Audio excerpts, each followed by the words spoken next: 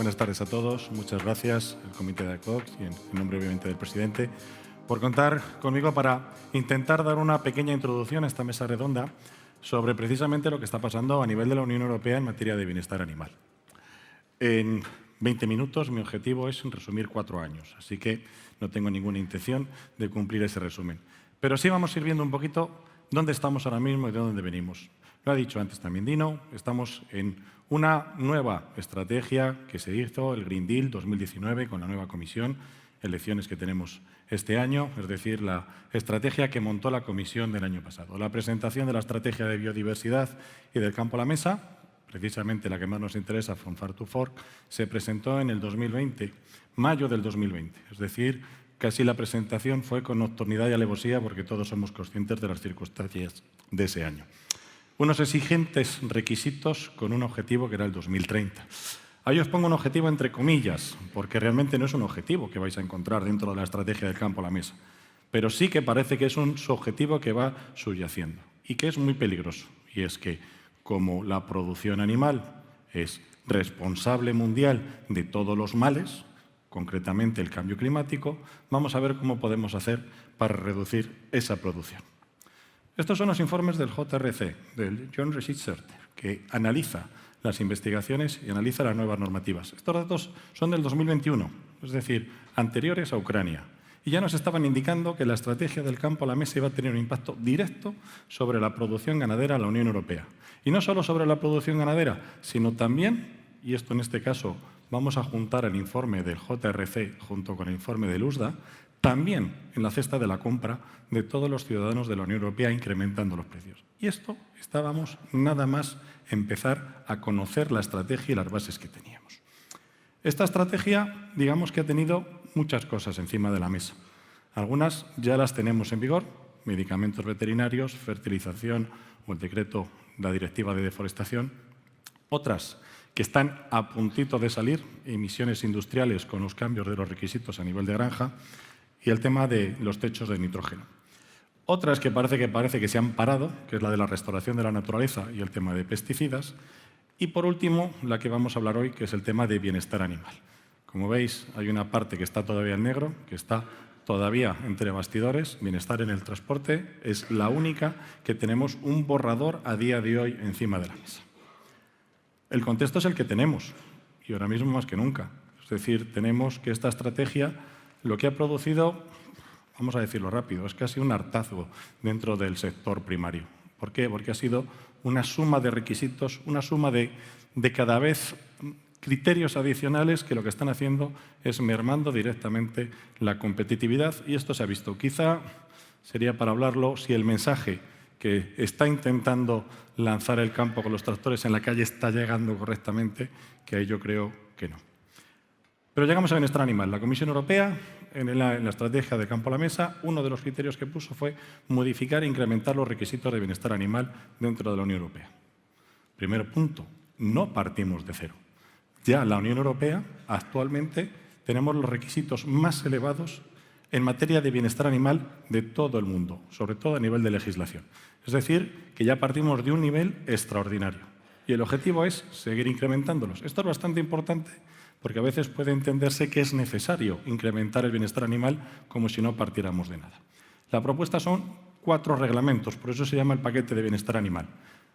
Reglamento de bienestar animal en granja, con lo cual las normativas actuales que tenemos las fundiríamos, las incrementaríamos, incluso incluiríamos otras especies ganaderas que actualmente no tienen normativa sectorial, como podría ser, por ejemplo, el caso de los conejos o vacuno de leche.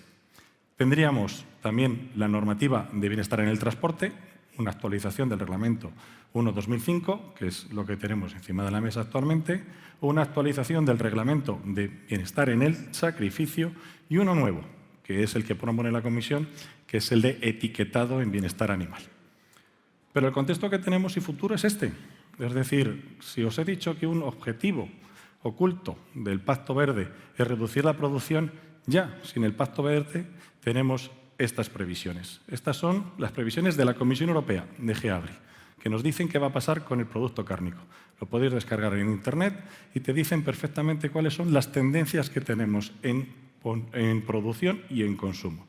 con un claro descenso. El único sector que sí que salvaría un poquito los muebles, estaríamos hablando del sector avícola como posiblemente un sector refugio, digamos que podría tener un efecto de rebote frente a la caída que podríamos tener en el resto de los sectores. Pero claro, la caída en la producción y en el consumo también va acompañado de una cosa, que son los precios, también lo marca. Y claro, esto es una tendencia que desde nuestro punto de vista, como productores de alimentos destinados al consumo humano, no nos gusta mucho. Nos gusta que podamos producir, que podamos ser competitivos y obviamente poder aportar productos accesibles a nuestro consumidor. Y además nos están marcando un camino un poquito muy complicado. En morado serían las tendencias al año 2025 en respecto de las importaciones. Es decir, ya hasta la propia Comisión Europea, en muchos de los sectores, principalmente en vacuno, en ovino y en avicultura, nos están marcando un incremento de las importaciones a la Unión Europea. Porcino todavía no, pero lo que tendríamos sería una reducción a nivel de las exportaciones. Todo esto se ha juntado con una iniciativa ciudadana, el fin de la era de las jaulas, End of Cage Age, una iniciativa ciudadana que ha conseguido 1,4 millones de firmas. Iniciativa ciudadana es lo que tenemos nosotros los europeos en nuestra potestad para hacer llegar al Parlamento y a la Comisión sobre qué tienen que trabajar. Si consigues más de 1 millón de firmas, tiene que ser procesada, no tenga que ser tramitada, pero sí procesada. Esta consiguió 1,4. 1,4 de más de 400 millones de habitantes de la Unión Europea. Iniciativas ciudadanas que solo y exclusivamente puedes firmar a favor. No puedes firmar estando en contra. Es decir, tienes o a favor o no se sabe. 1,4 millones es lo que nos lo determina. Fue generada por Compassion in World Farming, una de las ONGs más populares a nivel de los animalistas. Importante saber que para desarrollar esta iniciativa recibió un aporte directo de $1 millón. Esto, como es transparencia y lo tenéis en la página web americana de Open Philanthropy, podéis verlo y podéis seguirlo. Pero además es que no solo es lo único, sino que en los últimos prácticamente 6 años estamos viviendo a un aporte económico directamente a organizaciones europeas para hacer políticas en Europa muy importantes. Desde el punto de vista no solo de las jaulas, sino directamente sobre iniciativas legislativas. Y ojo, todo viene en dólares. Y es importante, ¿vale? Cómo vamos a ver las presiones que tenemos. Cuando nosotros hacemos un proceso legislativo, pues empieza la Comisión Europea para hacer el análisis de impacto, cómo luego vamos a ir avanzando a una consulta pública, conferencias, y empezamos a pedir opinión a los expertos. Se revisa si la actual normativa es correcta o hay que modificarlo. Os hago spoiler, decidieron que había que modificarla. Y luego, a partir de ahí, con los estudios de impacto, se llegaría a publicarlo. En la agenda estaba el final de 2023 como la fecha para publicar el paquete de bienestar animal. Lo primero que tenemos es la opinión de los científicos. La EFSA es la que nos dice cuáles son los requisitos. Aquí os pongo un ejemplo, es el de porcino, no vamos a entrar en detalles. Simplemente que prácticamente según fueron cayendo los informes científicos de la EFSA, tanto en porcino como en transporte, en vacuno, en avicultura, fueron como losas. No nos esperábamos unos requisitos tan sumamente increíbles que podrían venir desde la recomendación científica. Que no puede estar mal y no pasa nada, porque al fin y al cabo son las recomendaciones que tienen que ser analizados por la Comisión.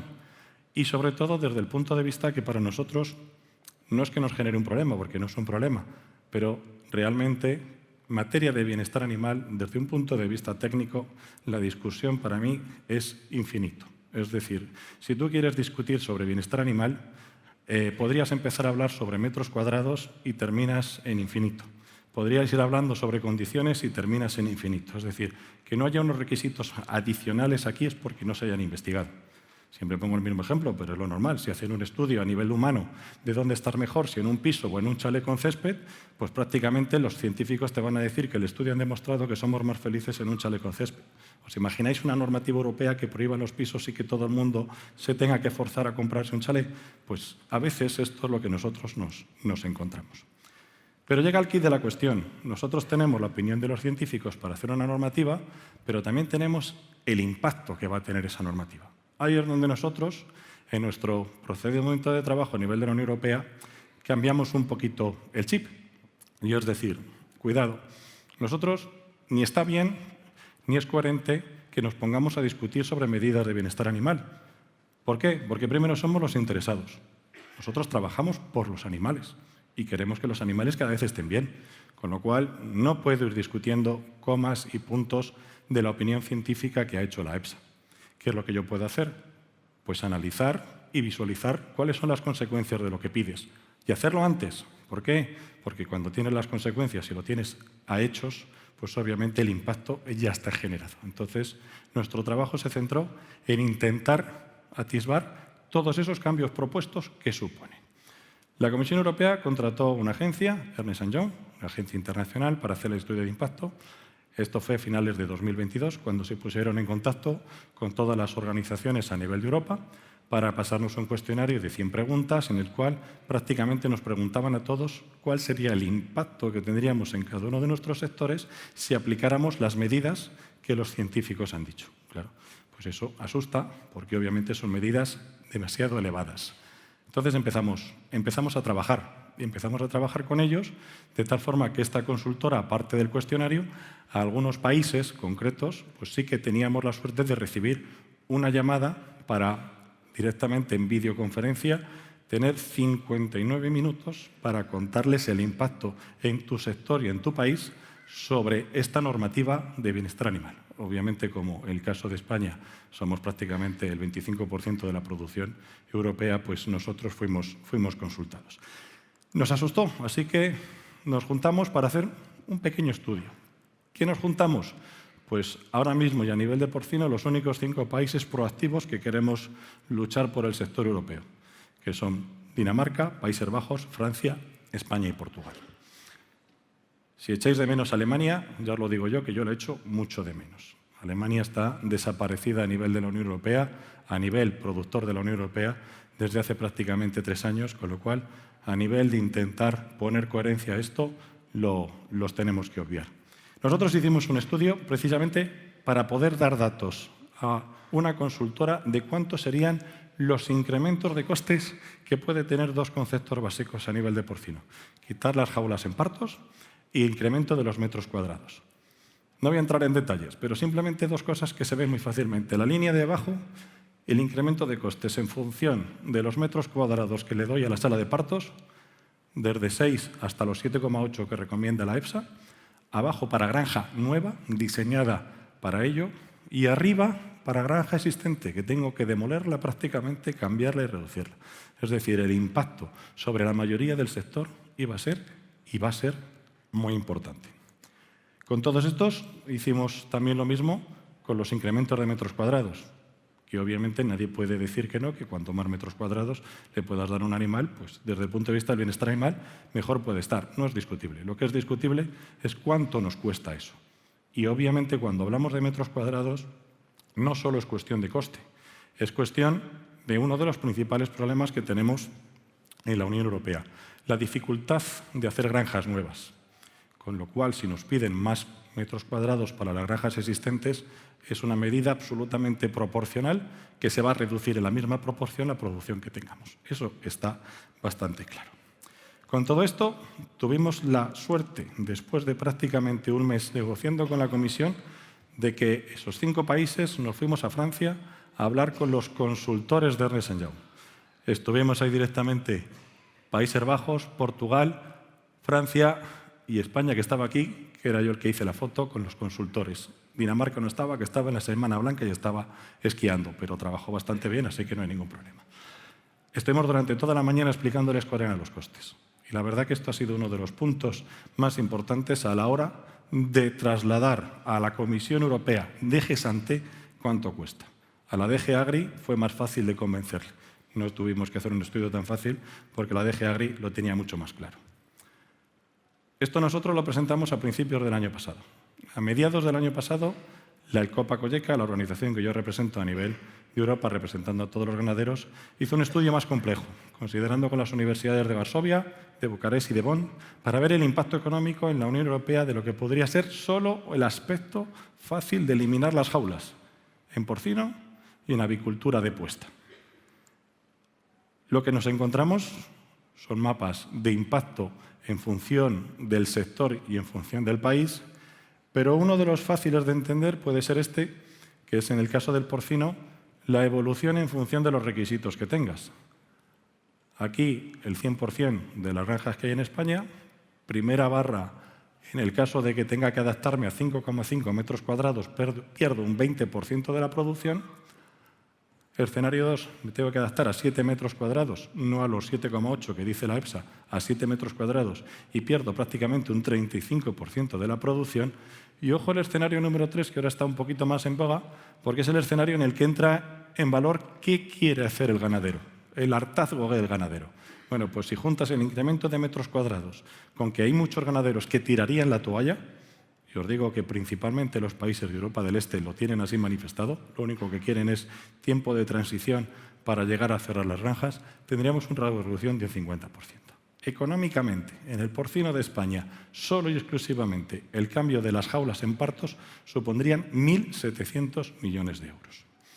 Este estudio da unas pequeñas pinceladas que nos pueden servir para analizar qué es lo que puede pasar desde el punto de vista de la implementación de la normativa. Balanza comercial la perdemos, no somos competitivos a la hora de exportar, con lo cual reducimos producción, reducimos exportaciones. El precio, no queda ninguna duda de que con esa reducción de producción y ese incremento de costes tendrá que aumentar, oferta y demanda es la que nos va a marcar. Tenemos una importante concentración de explotaciones, está claro que explotaciones de pequeño y mediano tamaño con difícil acceso a la financiación van a tener muy difícil afrontar cuáles son las inversiones en bienestar animal. Simplemente como recordatorio, cuando estamos hablando de esto y tenemos que cambiar una granja existente, necesitamos dinero para hacer la inversión. Es decir, primero tienes que pasar el filtro de tener o poder tener acceso a financiación. Segundo, la producción se te va a reducir y por lo tanto estás invirtiendo para producir menos. Y el resultado final es que vas a tener una producción con unos costes de producción más añadidos. Esos son 3 aspectos que tenemos que tener claro dentro de las consecuencias de estas medidas. Está claro que el abastecimiento a nivel de carne de la Unión Europea pues podría estar cuestionado y que esto lo estamos sancionando solo y exclusivamente desde el punto de vista de bienestar animal. Pero os he dicho todas las otras normativas que nos están cayendo directamente sobre el sector ganadero. Y otro de los aspectos que no es despreciable es obviamente la fuga, por así decirlo, de emisiones. Es decir, lo que esto motiva es que la producción ganadera reduzca en Europa e incremente en otros países. Por lo tanto, nosotros, que medioambientalmente hablando somos más eficientes, lo que estaríamos es perjudicando producción eficiente e impulsando producción más ineficiente. En el porcino, y perdonad que repita mucho mi sector, pero estamos hablando de que más o menos el impacto ambiental estaríamos alrededor de los 6,5, 7 equivalentes de CO2 por kilo de carne en la Unión Europea. Cuando nos vamos a países terceros, nos estaríamos encontrando que nos movemos entre 12 y 14. Es decir, sabemos que nosotros somos más competitivos medioambientalmente hablando. No todos los ganaderos van a poder tener acceso a la financiación y sobre todo en un sector con una media de edad alta. Es muy difícil que alguien con 65 o 70 años decida meterse en un crédito para modificar la granja y que tenga que pagarlo durante 15 años. Muy difícil. Finalmente salió un pequeño borrador, pero no era un borrador, era una filtración intencionada de lo que quería la Comisión. Lo que quería la Comisión era más o menos lo que quería la EFSA, es decir, una serie de requisitos, con lo cual nos asustó mucho más. E hicimos lo siguiente, que fue lo que mucha gente pues, no nos recomienda y otros que sí, que es sentarnos con el enemigo. Es decir, sentarnos a negociar con las organizaciones animalistas de la Unión Europea para decir, a ver qué es lo que nos viene de Europa, si nosotros y vosotros nos podemos poner a negociar y vemos directamente en la misma mesa qué requisitos podemos tener, a lo mejor con una propuesta conjunta podríamos llegar. 5 reuniones tuvimos el año pasado. Llegamos a un acuerdo de un documento técnico que no ha salido a la luz porque políticamente Eurogroup por Animal lo retiró.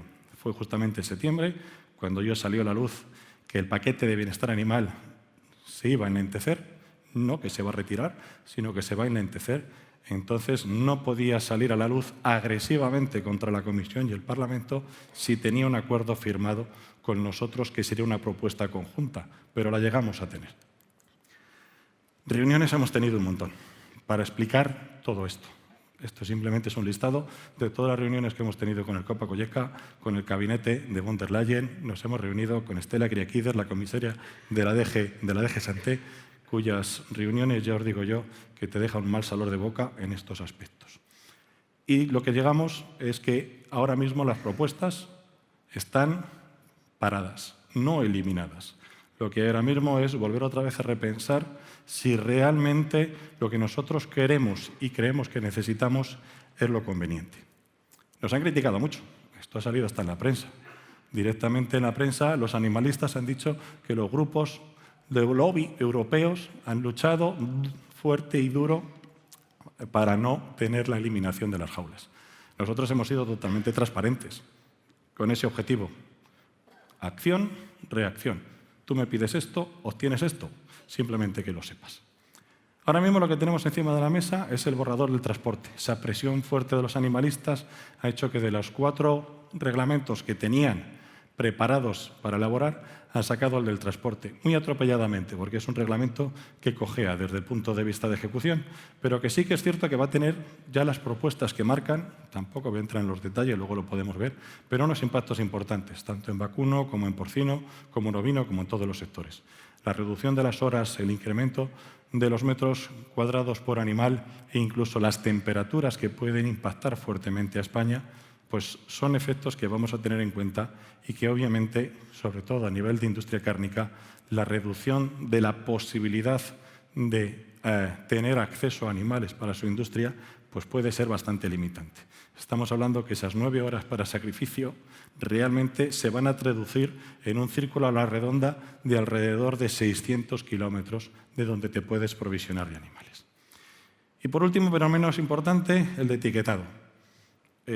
Todavía tampoco tenemos la propuesta, tenemos todo lo que son las recomendaciones de la Comisión Europea, del grupo de expertos en etiquetado.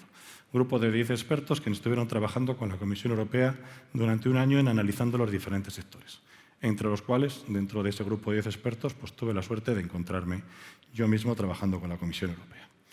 Dentro de los aspectos que se consideran que podrían ser interesantes y muy potenciado por los animalistas que estaban en ese grupo, es que obviamente el etiquetado es el que puede dar sentido a una aplicación de medidas importantes de bienestar animal. El etiquetado debería ser la herramienta en la cual el consumidor puede verificar que a nivel de granja se están llevando unos requisitos adicionales a nivel de bienestar animal. Para eso, la opción que parece ser que puede ser la más entendida es un etiquetado multinivel que te permita analizar y visibilizar a nivel gráfico, que es lo que muchas veces el consumidor, y en este caso también las ONGs animalistas, necesitan ver. Esa progresión de ver que el bienestar animal puede estar en constante movimiento. Lo que no está claro es si ese multinivel tendría que ser obligatorio o voluntario. Obligatorio, digamos que sería el modelo de los huevos, y el voluntario pues serían los otros niveles que tenemos. Dentro de esas recomendaciones sí que es cierto que lo que necesitamos es que esa forma de determinar el etiquetado de los productos cárnicos esté equilibrado entre la opinión científica y lo que se necesita a nivel de mercado, que nosotros, los productores, tenemos que estar involucrados en cómo se realiza y cómo se determina qué etiquetado hay que tener. Cuidado con la opinión de los expertos científicos a la hora de decir etiquetados, con lo cual se considera que las directrices tendrían que ser determinadas a nivel de la Comisión Europea y que obviamente lo que está claro es que cuando vas aumentando a niveles de bienestar animal, los requisitos tienen que ser mayores. A nivel de la Unión Europea sí que ya tenemos diferentes ejemplos de etiquetados que van en esa línea de lo que dice la Comisión Europea y que no sabemos si van a ser luego al final las directrices que puedan marcar en ese reglamento. Sí que es cierto que el etiquetado estaría basado en poder vertebrar y valorar las mejoras prácticas que tenemos a nivel de granja para que lo vea el consumidor. Ahí sí que os hago una pequeña paradiña. Las ONGs son las que más están demandando que se avance en bienestar animal, pero es peligroso. Y os lo digo tranquilamente porque nos hemos sentado con ellas. Las ONGs consideran que ellas son las propietarias de la marca Bienestar Animal. Consideran que ellas son que esa palabra es suya, bienestar animal es de ellas, cosa que no es correcto, porque nosotros somos los que cuidamos a los animales. Y a ellas no les gusta que se utilice su nombre en vano. Nadie quiere que su nombre se utilice de una forma no correcta. ¿Y qué nos encontramos? Pues que efectivamente las ONGs están viendo cómo funcionan los diferentes sistemas de etiquetado para ver si realmente el motivo por el cual ellas lo están impulsando, que es valorizar que ese ganadero tenga un diferencial frente a un producto que está etiquetado, se corresponda o no se corresponda. Y que obviamente debajo de ese etiquetado te puedas encontrar registros que te permitan visibilizar de una forma lo más gráfica posible que tienes una mejora en el bienestar animal. Para nosotros eso no nos gusta mucho, porque obviamente nosotros consideramos que hay que valorar el animal y poder visibilizar qué hay en el animal. Pero está claro que nosotros tenemos el problema de que actualmente estamos trabajando con etiquetados que te dicen que es bienestar animal las jaulas, cosa que yo comparto, porque si lo dice la ciencia, ¿por qué no? Ahí tenemos el gran problema, que por ahí, digamos que las ONGs parece que tienen un hueso bastante importante que sacar. Y por último, aunque la pregunta la habéis puesto ahí, pero todo el mundo habéis visto el Eurobarómetro, si realmente el consumidor europeo quiere pagar más por productos de bienestar animal. El europeo y el español. Si no me equivoco, si en azul está en España, en gris está el europeo. No quiero pagar más por bienestar animal el 47% de los consumidores. Comparado con la anterior encuesta del 2015, ha subido 5 puntos. Que quiero pagar más de un 5% por el bienestar animal, el segundo puesto, un 30%. Pero ha bajado 7% respecto al 2015. Es decir, los que no quieren pagar más han subido y los que quieren pagar un poco han bajado. Lo único que ha subido un poquito más, digamos, son los que quieren pagar más de un 10%, que correspondería a una cuota de mercado de un 13%. Tenemos que cambiar todo un sector por un 13% de cuota de mercado. Ya veremos, a ver cómo lo hacemos y sobre todo dónde está. Si ese 13% que tenemos en España, ¿quién lo va a pagar? Si el pago es lineal o si realmente el consumidor de los productos cárnicos tenemos que buscarlo en sociedades con un mayor incremento de renta per cápita y tener que vender nuestros productos en el centro de Europa. Ya veremos por dónde vamos. Por último, mis conclusiones. Bienestar animal, obviamente, es un innegociable. Trabajamos por el bienestar animal y tenemos bienestar animal. No hay ningún problema. Somos nosotros los líderes del bienestar animal. Ya tenemos unos estándares elevados. Y ojo, cuidado que los podemos hacer mejor, pero necesitamos inversión. Nos van a incrementar los costes y obviamente va a repercutir en una reducción de producción, con lo cual la cadena de oferta y demanda podríamos tenerla alterada. Tarde o temprano, el consumidor lo va a pagar. Puede ser que con un desajuste en la oferta y a lo largo de la cadena o vía posiblemente un etiquetado. Y las grandes preguntas, ¿vamos a tener la oportunidad de seguir siendo competitivos y poder garantizar las exportaciones y el autoabastecimiento? Y por último, puesto que no podemos exigir nuestras normativas ni en medio ambiente, ni en bienestar animal, ni en seguridad laboral a los productos importados, ¿qué pasará cuando empezamos a abrir la puerta a productos de países terceros que se podrán comercializar en la Unión Europea y que no tendrán que respetar las condiciones de la Unión Europea? Dejo la pregunta en el aire. Muchas gracias.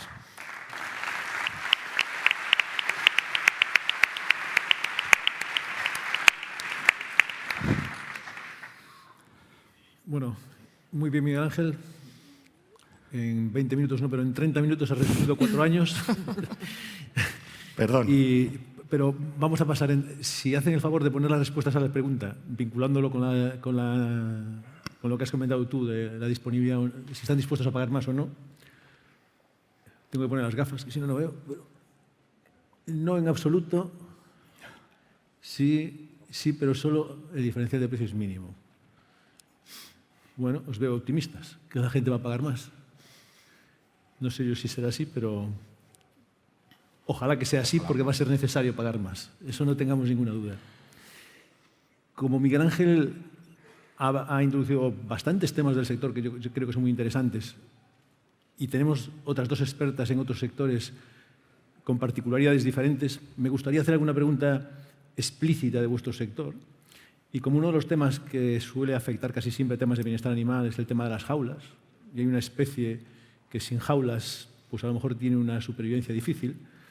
Mariluz, que representa el sector cunícola, danos tu opinión sobre cuál crees que puede ser el futuro de vuestro sector o este sector, viendo lo que se nos avecina. Bueno, buenas tardes a todos y a todas y agradecer a ECOC la invitación a este evento y la invitación en concreto a la mesa redonda. Efectivamente, en el sector carne de conejo, de todo lo que ha explicado Miguel Ángel, que han sido muchísimas cosas y lo ha hecho fenomenal, afecta de una manera muy importante de ocurrir, que ha dicho que se va a ralentizar y probablemente lleguen un poquito más tarde las propuestas, pero casi seguro que llegarán. Pues de esas propuestas que se espera, de las 4 propuestas, efectivamente quizá la que más afecta al sector o una de las que más, porque tristemente nos afectan varias, sería la del bienestar en las granjas. ¿Por qué? Pues porque prácticamente toda la producción de carne de conejo se encuentra en unos alojamientos de protección llamados jaulas en esta ocasión, ¿no? ¿Qué pasa? Pues que cuando la cunicultura se desarrolló a partir de los años 70-80, realmente pues lo que se hizo fue pasar las explotaciones familiares en establos de alguna manera, pues de las cuadras, ¿no?, que estaban junto con las casas en los medios rurales, pues se pasó a una ganadería, una cunicultura industrial en la que los animales se alojaron precisamente en unos alojamientos de protección llamados jaulas, donde pues se controlaba pues perfectamente el alimento, la bebida y luego pues lógicamente dentro de la granja pues el ambiente, un control ambiental muchísimo más potente. De tal manera que los conejos que de una manera natural están en madrigueras oscuras, llenas de humedad y demás, pues se pasaron domesticados a unas condiciones, pues hombre, de un resort de 3 y en ocasiones hasta 4 estrellas. Ahora nos encontramos con que lo que nos están diciendo, fruto de esa iniciativa ciudadana europea que ha explicado genial Miguel Ángel, es que tienen que salir de esas jaulas, ¿no?, lo cual supone un cambio de paradigma importantísimo para la cunicultura y bueno, pues va a haber muchísima gente que no se va a poder adaptar a esta situación. Él ha explicado fenomenal y no quiero perder tiempo cómo afectará esto, lógicamente, a una disminución de la producción, un aumento de precios, unas desventajas competitivas importantes en nuestro caso respecto de otras carnes y también respecto de las producciones que vengan de fuera con unas exigencias mucho menos grandes que las nuestras, ¿no? Pero sí que me gustaría además apuntar 2 cosas por abrir también un poco más el debate, porque él lo ha explicado fenomenal la mayoría de las cuestiones. A nosotros nos preocupan también los cambios, o sea, imaginaos, ahora tenemos unas granjas y tenemos que cambiar todos los alojamientos de los animales de todas las granjas y encima vamos a necesitar más naves para tener la misma capacidad productiva, con lo cual dificultades que decía Miguel Ángel. Ponte a pelearte con el ayuntamiento de turno para buscar los permisos. Después, otra dificultad, en nuestro caso, dificultades de gestión de las granjas, dificultades de manejo. El conejo es un animal muy correoso, de difícil manejo. Ponte a vacunarlos, ponte a tal. Es decir, muchas dificultades. Y me gustaría añadir 2 o 3 ideas que él no ha comentado por falta de tiempo seguro, porque las tiene bien interiorizadas, que lo hemos hablado en ocasiones. Esto introduce una incertidumbre muy grande a los ganaderos, a los de nuestra especie e igualmente al resto de las especies. Es decir, no solo no sabes qué alojamientos te van a pedir en el futuro, lo cual ya es una dificultad para la gente que quiera invertir, las explotaciones que estén esperando un relevo generacional de un hijo, de un amigo, de un pariente, etcétera, sino que además tienes una especie de vacío legal porque a los 10 años te vuelven a cambiar las reglas del juego. ¿Qué le ha pasado al porcino? Implementación de la legislación a partir del año 2013, de su legislación específica del bienestar animal, ya por no hablar de mi sector, y ahora otra vez cambio en las reglas del juego. Es decir, si cada 10 años a los sectores ganaderos nos cambian las reglas del juego, señores, es difícil tener una inversión y una estabilidad, ¿no? Con lo cual, esa idea me parece importante. ¿Qué más os cuento? En nuestro caso, nosotros hemos hecho un análisis de impacto también, porque bueno, en el que ha hecho la Comisión no hay gran profundidad en el tema, y, desde luego, lo que apunta es una supervivencia de una mínima parte del sector, con lo cual el sector carne de conejo, de llevarse a cabo estas iniciativas que está tomando la Comisión, donde ya, como decía Miguel Ángel, en la filtración que hubo, pues lógicamente nos hablan de mayor espacio, de, pues eso, por supuesto, supresión de las jaulas, etcétera, pues nos van a dejar en una situación bastante complicada. Eso respecto a alojamientos. Yo creo que dejo paso a mis compañeros para no acaparar. No, muchas gracias. Sí, es difícil producir conejos sin jaulas. Lo veo complicado, pero bueno.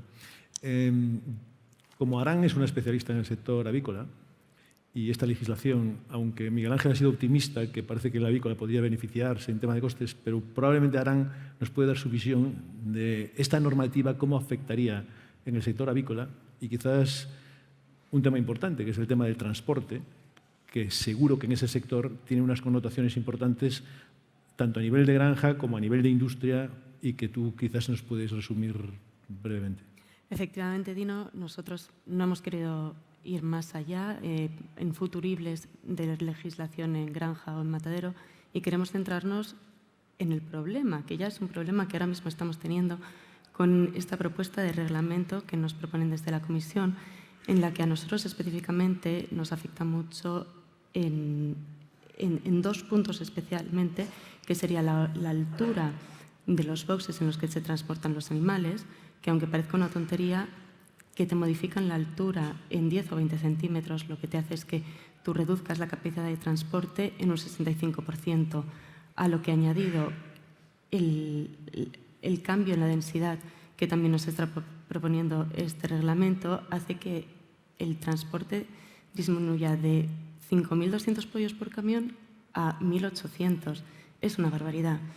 Además de esto, además del transporte, luego en la industria, en el centro de sacrificio, conlleva muchas más implicaciones, que es que nuestro sistema está completamente automatizado y mecanizado. Entonces, estos jaulones que ya entran en nuestro sistema de vivo, habría que modificarlos por completo, lo que llevaría unos costes que son ahora mismo imposibles de calcular.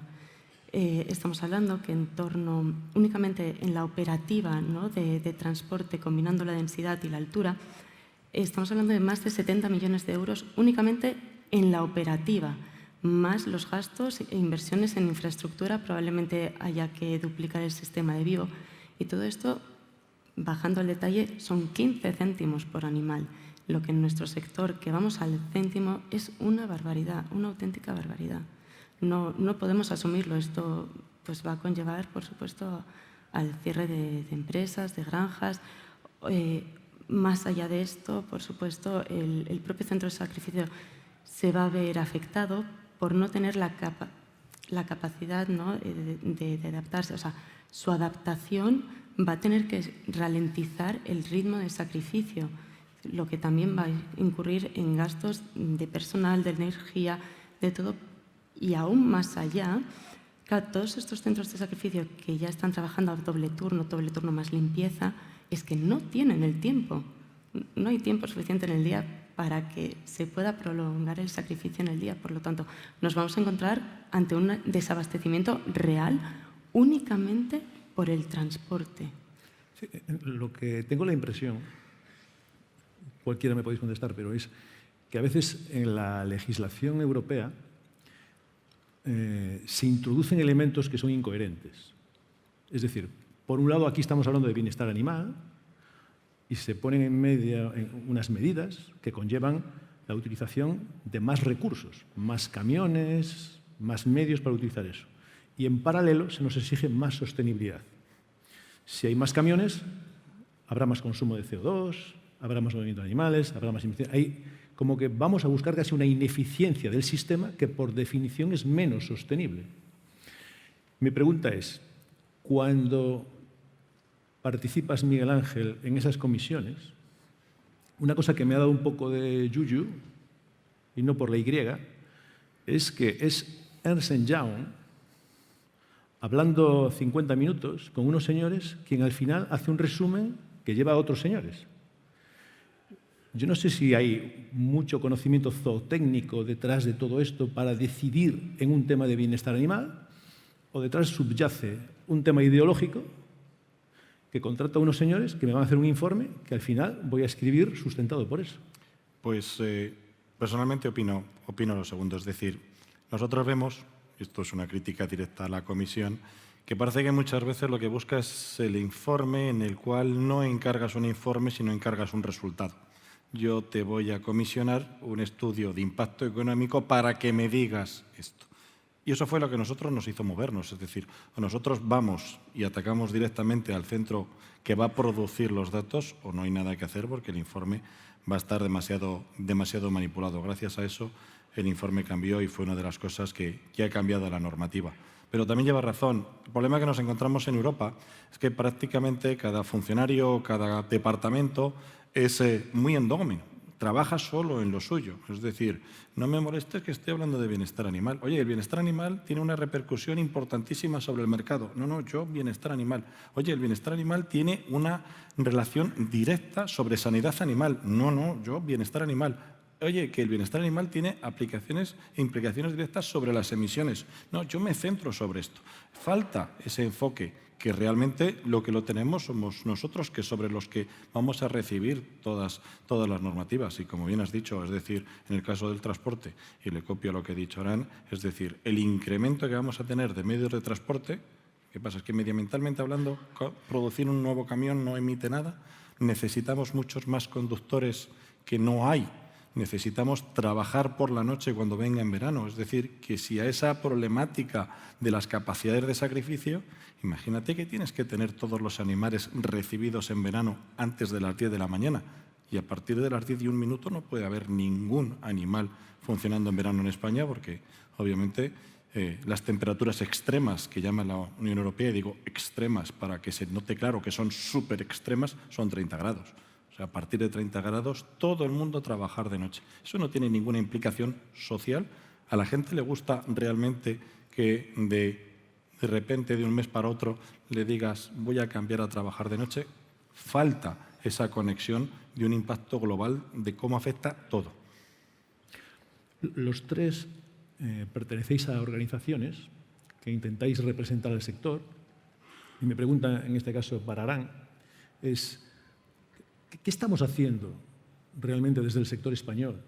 Que creo que en este momento somos la potencia cárnica de Europa, por lo menos en algunas especies, para que se nos oiga y se nos escuche, no con demagogia, sino con datos, siendo objetivos, porque también comparto lo que decía Miguel Ángel, que no vamos a ir en contra del bienestar animal, porque somos claramente los más interesados en que se cuiden los animales y que se hagan las cosas bien. Lo hemos dicho en anteriores jornadas de AECOC, en que hoy es imposible, aunque solo sea por una razón egoísta, que ningún ganadero maltrate un animal porque no conseguiría su potencial productivo e iría en contra de su economía.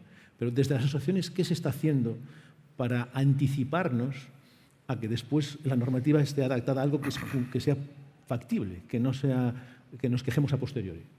Pues nosotros desde Avianza lo que estamos intentando es una política de comunicación y sobre todo concienciación, porque muchas veces nos encontramos que dentro de nuestro propio sector, y aquí quiero haceros una pequeña pregunta, ¿no?, a nuestro público, sabemos que esto es malo para nosotros, sabemos cómo nos va a afectar, pero ¿nos estamos moviendo realmente? La Comisión ha abierto una consulta pública en la que cada uno de nosotros podemos contestar. ¿Quién conoce esta consulta pública? ¿Quién la ha contestado? Si únicamente contestamos las asociaciones, no sirve de nada, porque se van a pensar que estamos haciendo lobby por y para nosotros. Tenemos que ser nosotros, cada uno, a nivel empresarial y a nivel particular también, quienes nos movamos. Como decía Miguel Ángel, si 1,3 millones de personas pudieron con el End of the Age Cage, ¿qué no podemos nosotros? Bien.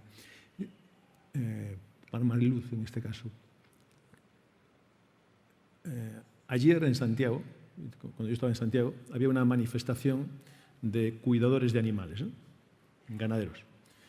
Y aparecían tractores con bastantes eslogans y me quedé con algunos, ¿no?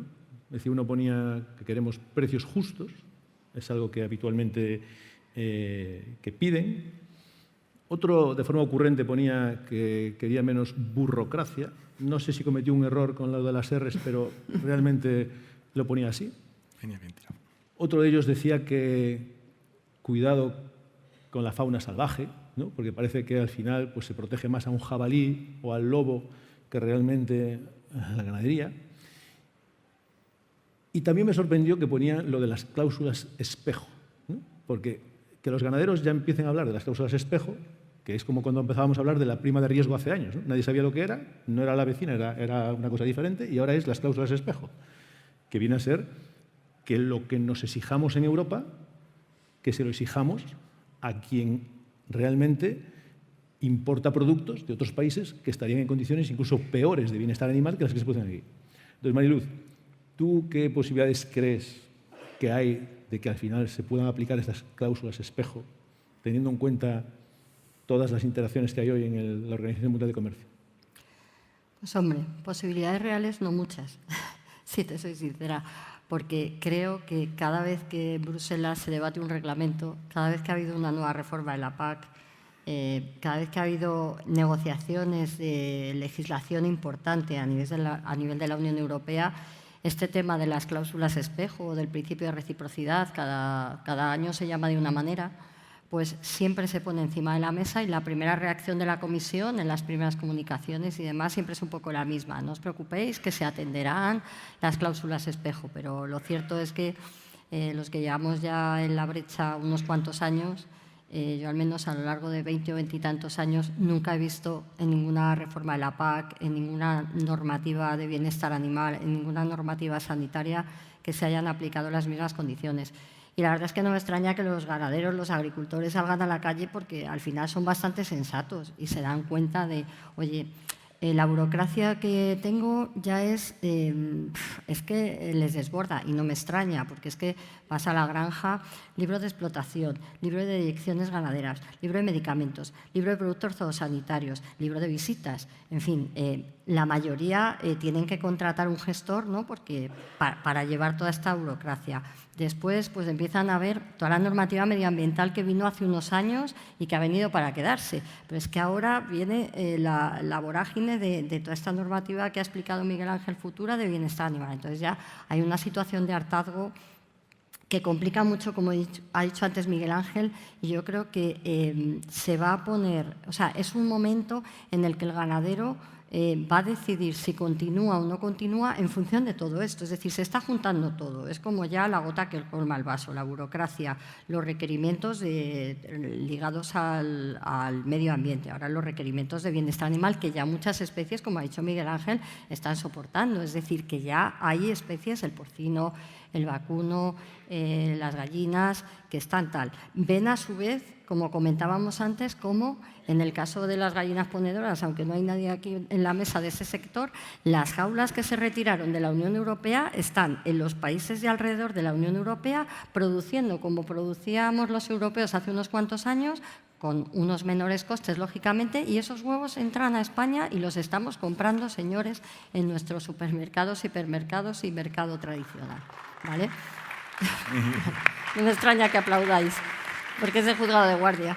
Entonces, bueno, pues con todo esto pues tenemos a los ganaderos ahí en la calle, ¿no? Y creo que la mayor parte de la sociedad efectivamente secunda un poco pues esta visión, esta reivindicación. Yo quería añadir una cosa al hilo de lo que tú dices, que es el tema de la burocracia que nos encontramos, que yo creo que la gente está no en contra de la burocracia, está de la burocracia sin sentido. Todo lo que has descrito tú son documentos específicos para dar a la Administración para que te controle, pero tú no tienes un retorno positivo de todo ese esfuerzo que haces, el esfuerzo que requieren horas de trabajo. Y ahí es donde voy. Cada vez estamos poniendo más difícil el acceso a futuras generaciones de ganaderos, porque lo que necesitaríamos sería más mano de obra en las granjas para poder hacer frente a eso. No tenemos. Llegamos tarde, no hay gente. Y encima lo que estamos haciendo es prácticamente impedir que este sea un sector atractivo, porque cada vez nos lo ponen más difícil. Es decir, o cambiamos totalmente la estrategia o de verdad intentar convencer a alguien que invierta para ser ganadero va a ser casi de superhéroe. A mí ahí sí que me gustaría también, perdona, decir la falta, alzar una voz por la falta de reconocimiento social que tienen los ganaderos hoy en día y en general el conjunto del sector ganadero cárnico, porque esto afecta también a los eslabones superiores. Es decir, son productores de alimentos, hacen un trabajo que en muchas ocasiones mucha gente no quiere hacer o no estaría dispuesto a hacer y son tratados, pues no sé si como delincuentes o a veces poco menos, contaminadores de medio ambiente, maltratadores de animales, como decía Miguel Ángel, cuando al final realmente, si la gente tuviera un poco de sentido común, pensaría que nadie más interesado que los ganaderos y el resto de la cadena en la parte que les toca para, bueno, tratar bien los animales, hacer bien las cosas en el matadero, etcétera, para que al final, bueno, pues todo el mundo gane, ¿no? Es un win-win. Pero bueno, es un poco lo que tenemos, ¿no? Sí, en el fondo, yo creo que lo que es increíble es que nos autoimpongamos unas normas que nos estamos disparando en los dedos del pie, ya casi no nos quedan dedos, que no se las exigimos a otras zonas del mundo y que pensemos que desde Europa vamos a ser diferentes. Porque cuando viajas por el mundo, y lo comentábamos en la comida, en el resto del mundo no hay estas preocupaciones ni estas exigencias. Parece que son preocupaciones, entre comillas, urbanitas, ¿no? Porque cuando cualquier país viene a inspeccionarnos, ve que en Europa somos de los que más exigentes somos en estos temas, ¿no? Pero Miguel Ángel también introdujo un tema que creo que podemos comentar, en este caso, en relación con la posibilidad de si el etiquetado ayuda o no a mejorar esta imagen y si la Unión Europea está pensando en este etiquetado de forma correcta. Porque a veces me da la sensación de que cuando sobreetiquetamos, no sé si también confundimos al consumidor. Porque una cosa es etiquetar desde la industria para tu cliente, para que el cliente tenga la certeza que tú eres respetuoso, y otra es cuando eso llega al consumidor, que bombardeado con información muy diversa, a veces parece que solo el que tiene una etiqueta es lo bueno y todo lo demás es malo. Y a veces no sé si se utiliza más como una estrategia comercial o si aporta algo al sector. Por ejemplo, Miguel Ángel, si quieres... Quería comentar un tema al hilo de lo que has dicho, que además es que precisamente una de las preguntas del Eurobarómetro que te dice sobre bienestar animal, te pregunta si vas buscando a la hora de comprar pues, productos de etiquetado de bienestar animal. En España y en la Unión Europea, la opción de sí voy a buscar productos que tengan un etiquetado de bienestar animal ha bajado desde el 2015 al 2023 en prácticamente 7 puntos. Es decir, lo que nosotros creíamos, que era que obviamente la tendencia es que el consumidor va a ir demandando más esos productos, nos ha dado en la frente. Nos ha dicho, cuidado, a ver si lo que tú estás diciendo, a ver si estamos toxinformando al consumidor y lo estamos confundiendo. Y además, también particularmente, obviamente, pues se están juntando unos temas desde el punto de vista global de crisis, de guerras, que no están viniendo muy bien a la inflación y con lo cual también puede estar motivado por ahí. Y como bien has dicho, el tema del etiquetado no sabemos a ver si lo hacemos bien, porque sí que es cierto, y os lo digo francamente, que las ONGs animalistas lo tienen en el punto de mira. Todo aquel etiquetado que literalmente lo denominan greenwashing, que simplemente es marketing, pero detrás no hay una granja que te lo apoye, lo tienen entre ceja y ceja que van a ir a por ello. Una de las cosas que he dicho cuando he hecho la introducción es, en este caso, agradecer a ECOC, que ha hecho un esfuerzo en intentar unir al sector.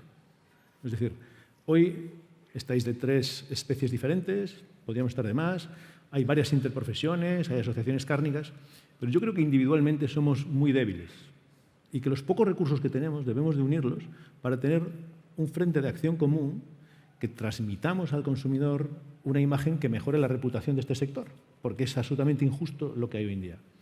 En línea con esto, recientemente, desde Avianza, se ha promovido algo que creo que puede ser bueno, como es proteccionista, pero creo que puede ser bueno, que es como lo de Aves de España, ¿no?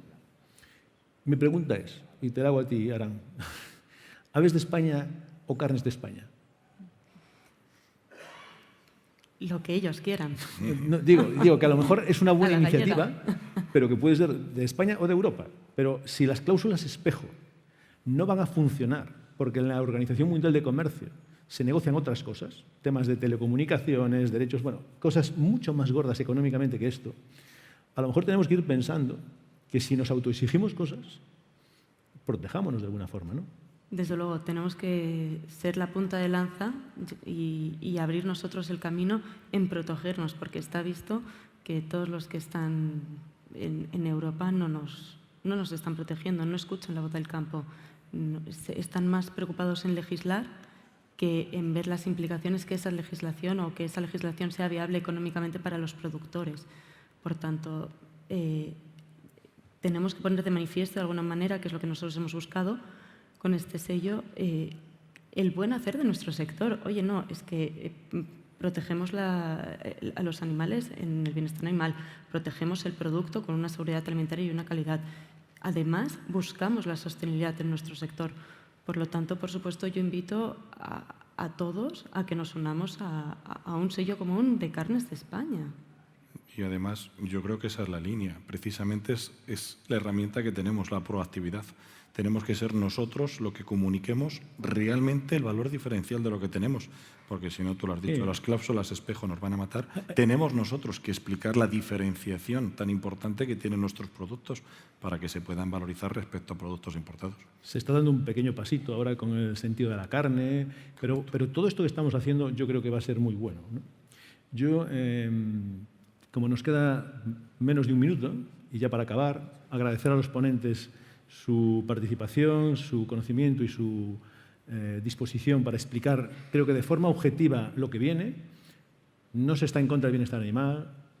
Somos absolutamente conscientes de que todo lo que podamos mejorar el bienestar animal tiene que hacerse. No hay una granja que se construya hoy que sea peor que la que había hace 20 años. Es decir, el conocimiento técnico que se tiene se va incrementando. Pero como también decía el presidente en su presentación, vamos a ser optimistas. Tenemos que ser optimistas, somos un sector resiliente y acabaremos adaptándonos y haremos lo que sea necesario. Pero quizás preocupémonos no solo del bienestar animal, sino también del bienestar del ganadero, porque si no, no van a quedar ganaderos. Muchas gracias. Gracias.